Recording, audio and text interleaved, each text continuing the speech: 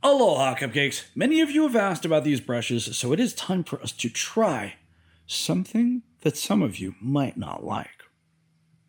That's right, we're going to work with the custom shop brushes today.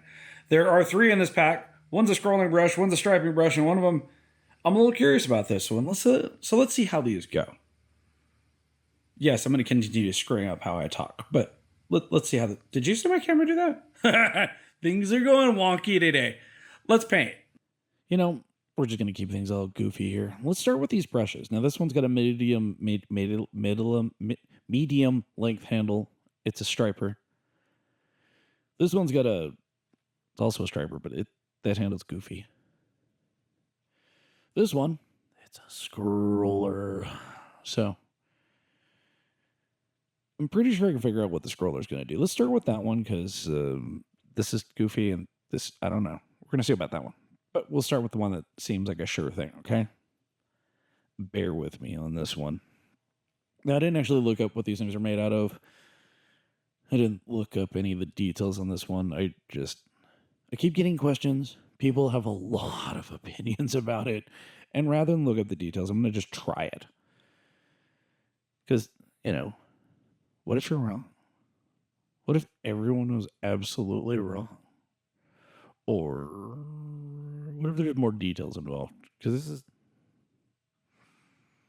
this thing's definitely holding up a bunch of paint. Also, don't kick your workbench when there's a video camera parked on it. I'm not editing that out, by the way. We're just going to leave it. Okay, so I am, in fact, using Ronin's urethane, and we are using the palette paper. Because the best thing ever. Okay, I dumped the brush, and I'm just pulling it until it starts to fade out, and not entirely consistent, but it faded out okay. And it looks like it's got a little fishtail. Now, I think this one has a little bit more of a square head versus a pointy head that I've been used to working with the Wizard brushes lately. So I think Alpha had one of their scrollers that had some square tips on the end of it that was very similar to this, where it had a fat body but a square tip. But let's do a couple of these. Let's just roll with it.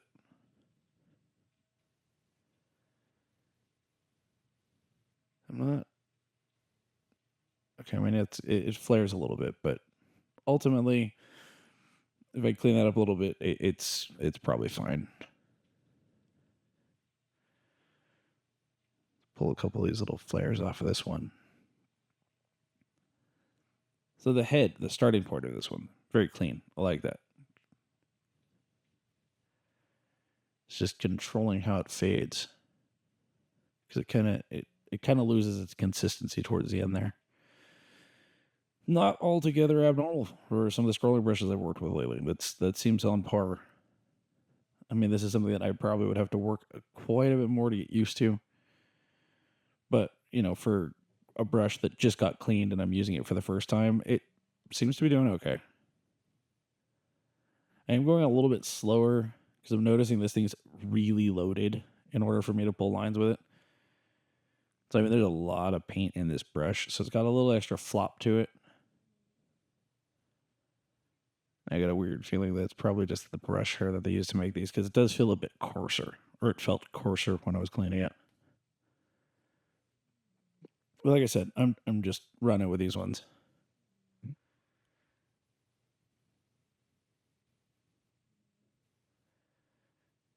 Okay, so if I pull it slower and I release a little bit more deliberately, I can get some pretty good tails coming with that. My one's a little bit longer, but it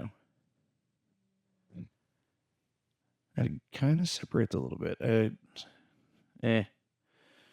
This thing probably could stand to have an oil bath before I actually go to use it. But ultimately, it's doing its job. Like, I'm not upset with the way that this is handling. So let's clean this one up just a little bit. It's gonna bug me if I leave that all wonky like that. Yeah, better. Ish. So yeah, this one isn't terrible. I I am noticing it's a little sticky right where my middle finger is sitting. And that might be because I rinsed it using, I used the stuff I've been cleaning out my brushes with, called brush cleaner, actually. I've been using that for all the urethanes, but yeah, there's some thumbprints that are in this lacquer here, or this coating that's on here. That might be because of the stuff I'm using to clean it with, but I don't know. Let's try this one out. I'm a little curious about this little notch in the handle there, because it seems like that's a little too much. And then this brush is thick. I think this is supposed to be a 0. I think. But that notch is going to be that'd be a little interesting. It's also got a very flat trim on this one. So I'm not sure that this one's going to be the sharpest thing in the world. Even, this thing just drank the whole cup of paint right now. So yeah, I'm going to have to load really heavy if I'm going to pull anything. Yeah. There's a lot of paint in there. Okay, that's that. All right, let's see if I can reduce that down. That seems like that's gonna be a little excessive. This thing's holding paint like a number 2 gauge brush would, which would be fine if it was a number 2 gauge, but it isn't. All right, I'm gonna just run with that. Let's see how this goes here. Let's see. I'm not gonna shoot for anything. I'm just gonna pull a line. Let's see how this goes. Oh, it's all crunchy looking. It's a lot crunchy looking, actually. Okay, let's try another one here. Still very crunchy. All right. There. Okay, that is not favorable. Right over here, right here, it's got a weird flare to it, or lack of flare. I'm gonna trim this guy up a little bit. Let's see. Oh, I had to cut that out. That took me a while to trim it because I had to clean it first and reload it. So let's see. I'm writing on the very tip of this thing to see if I can pull a better line. It's definitely not the most comfortable position for me, so it's not the most consistent thing here.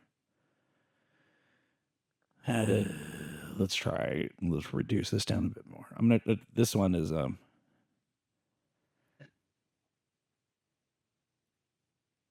it's a little. I can't get a good grip with this thing. I am not getting clean lines with it, and I finally start getting to where it pulls consistently, and it's just kind of fading out. Let's just skip the straight lines with this one. I don't think this is the ideal for it. Let's pull a couple of curves with it.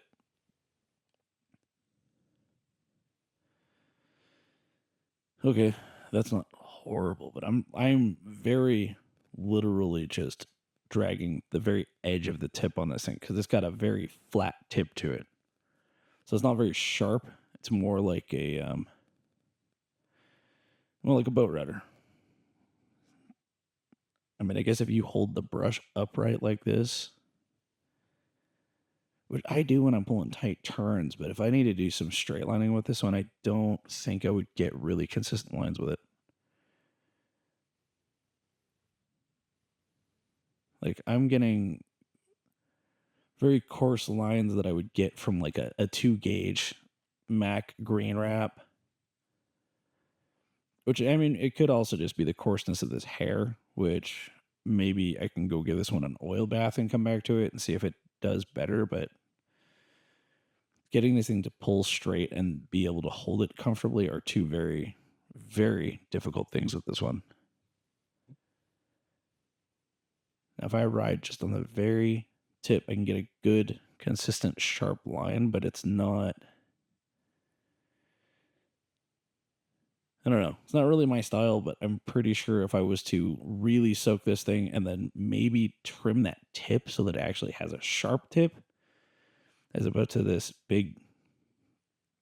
Well, it's kind of like a butter knife. That's what it looks like to me. Okay, I'm able to pull a couple. I really got to get up on the tip. The brush at this point is like vertical, and now I'm able to get some lines with it. That's not a comfortable position if I'm doing straight lines.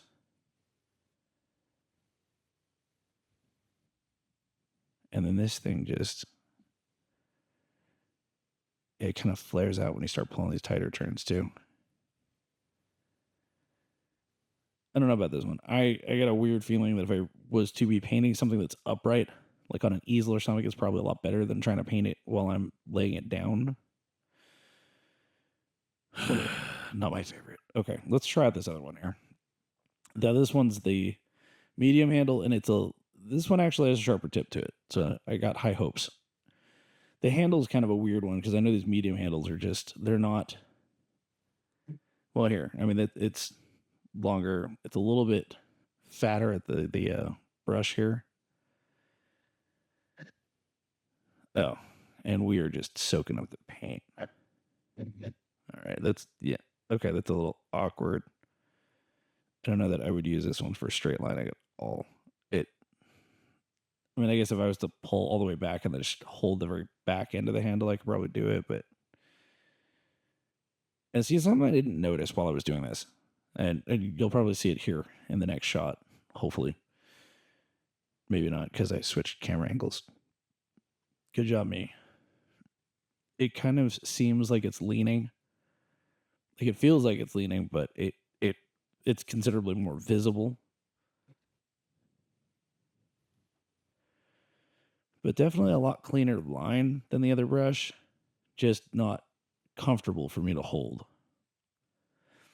It's like a next breaker if the next breaker wasn't sharp and accurate. Like I really love that brush, and I even like the one that I have not reviewed yet, but there's one that David Jackson made for me that's like that. Similar styling. I like both of those brushes. Yeah, this one's it's a lot tougher to hold on. I'm gonna reload this one. We're gonna get some fresh paint in the mix, and we're just gonna, because this is just, I mean, it's so heavily loaded with paint. Let's just try it. I'm gonna add a little extra happy juice in there and just see if I can get something a little bit better going with this thing. Okay, let's try it again. Now the tip is doing something a little weird.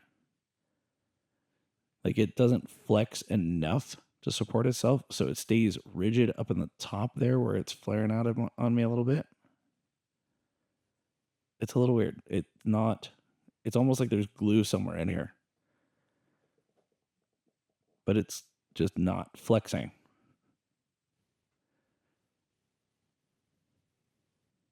Yeah, it's still not flexing. All right, let's try it anyway.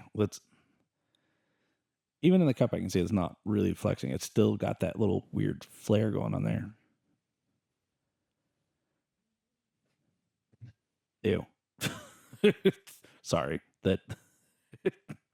No, it just dumps paint. It's fine. Okay. Yeah, it's still doing it.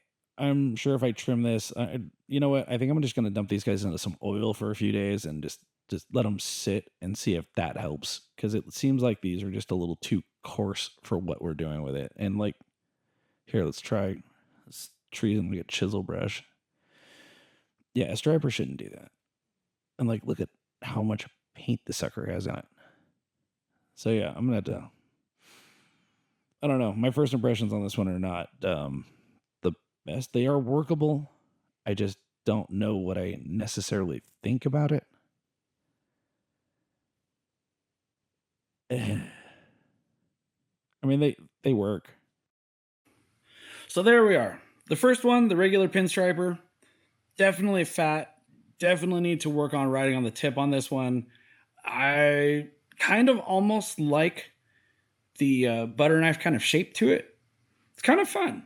I don't know that I would use this, but I think that for learning purposes, you definitely got your work cut out for you. And I think that the added inhibitions to working is going to make you work a lot harder to get better with it.